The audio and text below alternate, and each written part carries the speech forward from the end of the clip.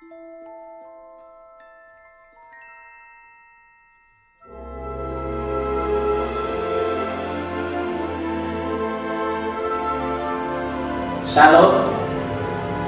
salam sejahtera untuk kita sekalian.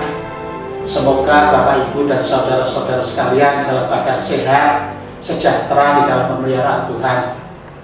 Kita berjumpa lagi dalam acara persekutuan doa, masih beribadah dari rumah.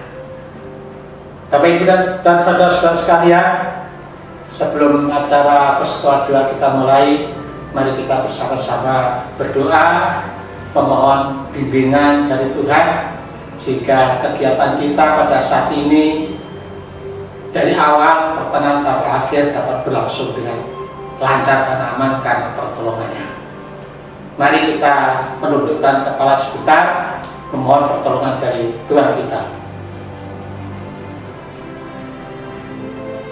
Tuhan Allah Bapa kami yang di surga, terpujilah nama-Mu ya Tuhan, Allah yang kami kenal di dalam nama Tuhan Yesus Kristus. Perkenankanlah pada saat ini kami kembali menghadap kehadirat-Mu ya Tuhan.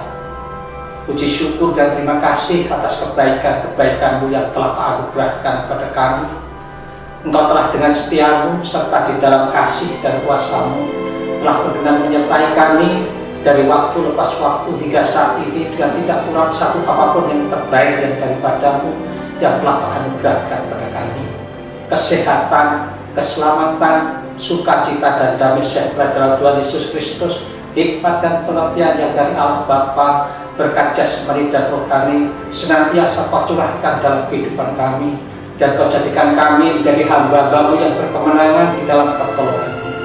Terima kasih Tuhan, Engkau telah membawa kami ke tempat ini, telah memimpin perjalanan kami dengan tidak kurang satu apapun yang baik untuk melaksanakan persekutuan doa. Kepadamu kami serahkan Tuhan, Kau campur tangan, Kau hadir, berkenan menyertai kegiatan kami pada saat ini dari awal, pertengahan sampai akhir dengan lancar dan aman. Terima kasih Tuhan, terpujilah nama-Mu. Haleluya, amin.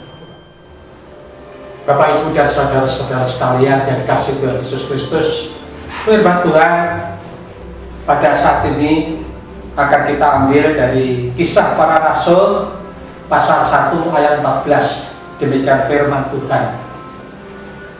Mereka semua bertekun dengan sehati dalam doa bersama-sama dengan beberapa perempuan serta Maria, Ibu Yesus, dan dengan saudara-saudara Yesus.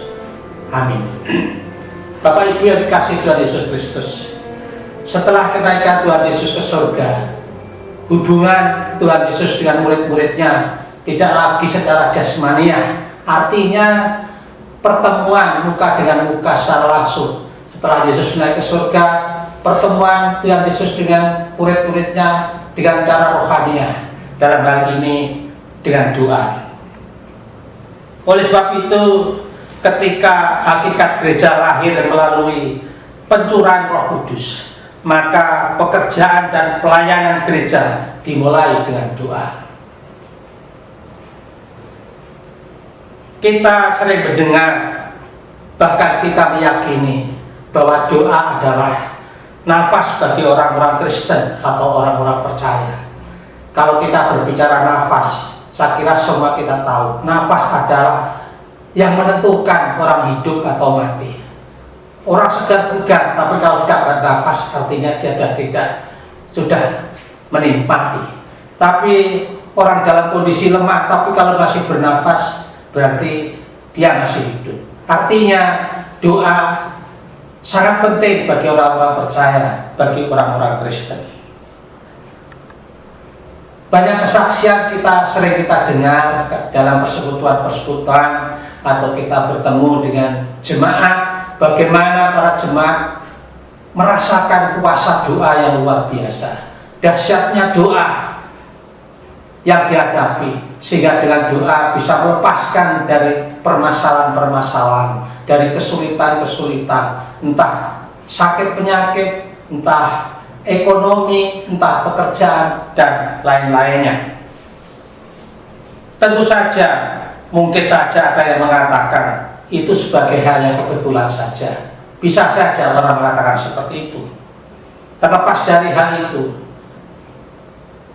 orang menyaksikan bahwa itu adalah hal yang fakta, menjadi kenyataan, merupakan hasil doa. Doa bukan jimat dan otomatis bekerja secara ajal. Doa adalah jembatan antara manusia dan Allah. Doa menjembatani peristiwa-peristiwa biasa dengan kasih pemeliharaan Allah. Jangan pernah berpikir bahwa Allah hanya bekerja setelah kita berdoa atau karena doa-doa kita. Tindakan Allah tidak tergantung dari doa-doa yang kita lakukan. Yang benar adalah dengan doa kita meyakini kehadiran kuasa Allah dalam kehidupan kita. Ketika Allah mengetuk pintu, maka melalui doa tersebut kita telah mempersilahkan kuasa Allah masuk dan menguasai hidup kita. Jangan pernah bertanya bagaimana caranya kerja sebuah doa. Tak seorang pun dapat menjelaskan bagaimana kerja doa sehingga bisa mempunyai kekuatan yang dahsyat dalam kehidupan manusia.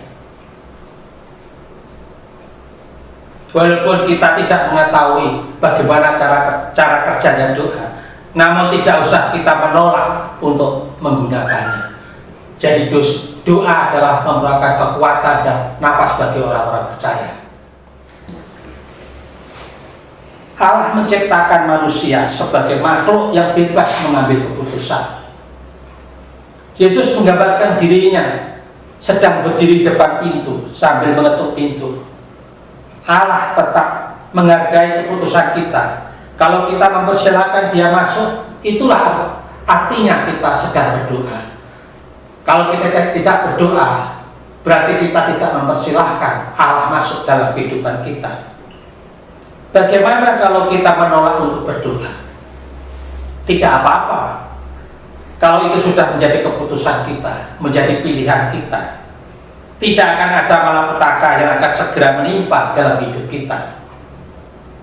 Allah tidak akan mendobrak dan merusak pintu untuk masuk dalam kehidupan kita. Yang pasti kita akan tinggal dalam kesunyian dan kekelangan. Sering ada yang gagal paham atau salah paham yang terjadi dalam doa. Banyak orang berpikir bahwa dengan doa orang dapat memaksakan keinginan pribadinya di atas kehendak Allah, ingin menjadikan kehendaknya menjadi kehendak Allah. Orang pun lantas berkata, ya memang harus begitu. Kalau tidak, apa gunanya berdoa? Ibarat kapal, saudara-saudara sekalian, yang mau berlabuh, bukan pantai yang merapat ke kapal, tapi kapallah yang akan merapat ke pantai. Bukan supaya kehendak kita yang menjadi kehendak Allah, tetapi bagaimana kehendak kita bisa berlabuh pada kehendak Allah dan tertambat pada kehendak Allah. Disinilah kita sering melihat banyak orang atau ada orang yang kecewa pada Tuhan, marah pada Tuhan, bahkan meninggalkan Tuhan karena merasa doa-doanya tidak diterima oleh Tuhan. Sering kita mendengar, sering kita melihat ada sebagian orang yang kecewa dan marah pada Tuhan karena merasa doanya tidak diperhatikan oleh Tuhan. Kemudiannya, kenapa doa itu demikian berkuasa? Karena doa itu adalah kuasa yang diberikan Allah kepada kita melalui Yesus Kristus. Kuasa doa kita bukan dilandasi oleh kebaikan kita, bukan dilandasi karena kesalehan kita, bukan dilandasi karena keunggulan hidup keagamaan kita. Bukan itu yang membuat doa itu berkuasa. Doa berkuasa karena doa itu dialaskan melalui Yesus Kristus, Tuhan kita. Di dalam doa, kita adalah utusan yang diberi kuasa. Kita mengatasnamakan Bapa yang mengutus kita sebagai utusan yang mengalaskan kuasa sang pengutus. Tidak dapat lain, kita harus selalu berpikir, berkata dan berbuat sesuai dengan kehendak sang Raja yang mengutus kita. Bukan Dia yang harus mengikuti kehendak kita, tetapi kita yang harus mengikuti kehendak-Nya. Oleh sebab itu, doa harus dilakukan dalam ketaatan, doa yang dipersembahkan dalam iman dan kebenaran. Bapak, Ibu, dan saudara-saudara kasih Tuhan Yesus Kristus, sebelum saya akhiri renungan saat ini, saya akan menyampaikan pengalaman kami, dahsyatnya kekuatan doa yang pernah kami alami. Dan saya yakin Bapak, Ibu, dan saudara-saudara sekalian juga pernah mengalami dalam kasus yang berbeda, bahwa kuasa doa sungguh dahsyat, sungguh luar biasa. Saya pengalaman yang pernah kami alami, suatu saat saya pernah ditelepon kawan saya. Dia menyampaikan ingin ke rumah saya. Saya tanya, ada apa? Dia cerita anaknya sedang dirawat di rumah sakit dan besok pagi akan operasi. Dia menyampaikan kebutuhan biaya operasi, biaya ambulan, obat, dan sebagainya kepada saya. Hanya kebetulan waktu itu saya sedang menjenguk tetangga sakit di Elizabeth, desa Jawa. Biar saya yang ke rumah sakit, nggak usah ke rumah. Nggak usah Pak, saya yang ke rumah aja. Tapi kami tetap langsung ke rumah sakit, kita temui di rumah sakit. Yang terjadi dapat penjelasan dari keluarga bahwa besok pagi anaknya akan operasi di rumah sakit Rumani. Sakit yang dihadapi adalah dia sudah 3 minggu lebih, bahkan hampir sebulan tidak bisa buang air, baik buang air kecil maupun buang air besar. Dan besok akan dioperasi di Rumani karena saat ini pasien dirawat di RST Semarang dan ada alatnya di Rumani. Dan informasi yang saya terima dari pasien, besok akan dibuat saluran pembuangan di pinggang. Jadi dia akan pembuangnya dikeluarkan dari pinggang. Itulah operasi yang akan dilaksanakan. Kita tidak berbicara sampai kepada biaya dan sebagainya.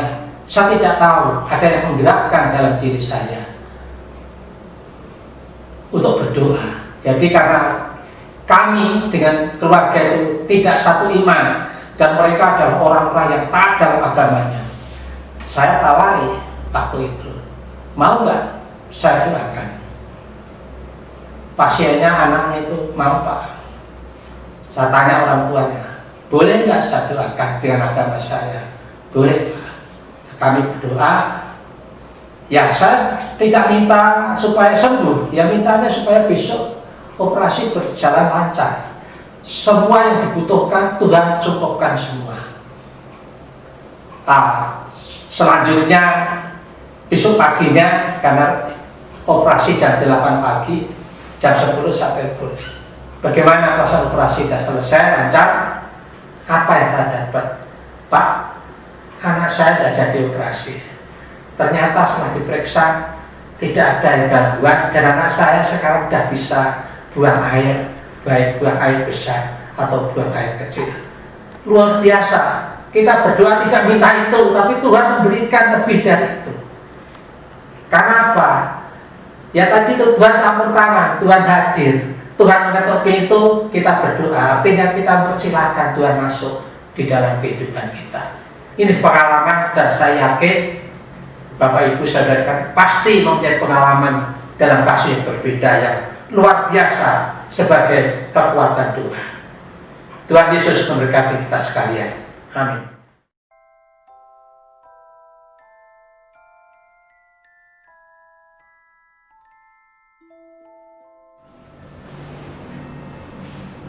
Bapa kami yang bertahta dalam kerajaan surga, terpujilah nama-Mu ya Tuhan. Allah yang kami kenal, Allah yang kami sembah, Allah yang kami puji di dalam nama Tuhan Yesus Kristus. Puji syukur dan terima kasih kami naikkan kehadirat-Mu ya Bapa. Terima kasih penyertaan-Mu di dalam kami belajar sebagian kebenaran firman-Mu dari awal, pertengahan sampai akhir dengan lancar dan aman, tidak kurang satu apapun yang baik.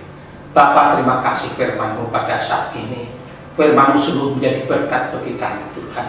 Firman-Mu mengajar kami, Firman-Mu menguatkan kami, Firman-Mu mengingatkan kami, agar kami senantiasa berserah kepada-Mu. Kami senantiasa berseru kepada-Mu dan memohon kepada-Mu. Karena Engkau ya Tuhan satu-satunya Allah kami, sebagai sumber kekuatan dan sumber pertolongan kami, yang setia dan tidak pernah meninggalkan kami. Kami percaya Tuhan, Engkau senantiasa hadir di tengah-tengah kehidupan kami. Semua yang terbaik daripada-Mu senantiasa melimpah dalam kehidupan kami. Bapa yang di surga, pada saat ini kami berdoa juga untuk negara dan bangsa kami, negara kesatuan Republik Indonesia dan bangsa Indonesia yang kami cintai Tuhan. Kepada-Mu kami serahkan sepenuhnya negara dan bangsa ini ke tangan-Mu.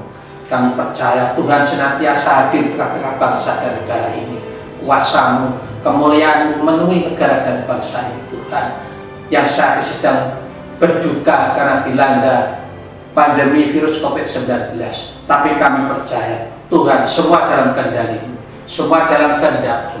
Tuhan yang berdaulat, Tuhan yang akan menjauhkan bangsa dan negara ini dari segala sakit penyakit, dari segala macam bencana dan mara bahaya. Kuasa-Mu yang akan memenuhi kehidupan bangsa negara ini Tuhan. Ampuni dosa-dosa bangsa ini Tuhan. Kiranya kasih-Mu senantiasa memenuhi kehidupan bangsa dan negara ini, sehingga kuasa-Mu, kemuliaan-Mu memenuhi bangsa dan negara ini Tuhan. Kami berdoa juga untuk para tenaga medis yang sedang berjuang untuk kesembuhan para pasien, baik pasien COVID-19 maupun pasien yang lain. Kepada-Mu kami memohon Tuhan, Engkau campur tangan, Engkau bertindak sehingga mereka dapat menjadi saluran berkat bagi banyak orang. Engkau berkati juga para pasien Tuhan, Engkau jamah, Engkau berikan kesembuhan sehingga mereka dapat sehat kembali, pulang ke rumah bersemu dengan keluarganya dan dapat beraktivitas kembali seperti biasa. Terima kasih Tuhan. Kami juga berdoa untuk para pemimpin kami, presiden dan wakil presiden, para menteri dan para pemimpin-pemimpin lain sampai tingkat RT, baik sipil maupun militer. Kepada-Mu kami serahkan Tuhan ke tangan-Mu. Kiranya hikmat dan pengertian yang dari Padamu memenuhi kehidupan para pemimpin kami. Jika apapun yang dilakukan senantiasa seturut dengan kehendak-Mu dan semua untuk kemuliaan nama-Mu saja Tuhan.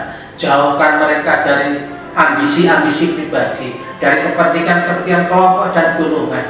Tuhan, kiranya Engkau campur tangan, Engkau bertindak sehingga para pemimpin kami senantiasa mendengarkan suara-Mu dan berjalan di dalam kehendak-Mu. Berkati Tuhan keluarganya hingga mereka senantiasa aman tenteram di dalam perlindungan-Mu. Terima kasih ya Tuhan. Kami juga berdoa pada malam hari ini untuk gereja-gereja-Mu dimanapun gereja-Mu berada, yang di kota, yang di desa, yang di pelosok-pelosok, bahkan di daerah-daerah terpencil. Pada-Mu kami serahkan Tuhan, Engkau boleh campur tangan sehingga gereja-gereja-Mu dapat semakin bertumbuh untuk menyampaikan berita sukacita dan berita keselamatan di sekitarnya.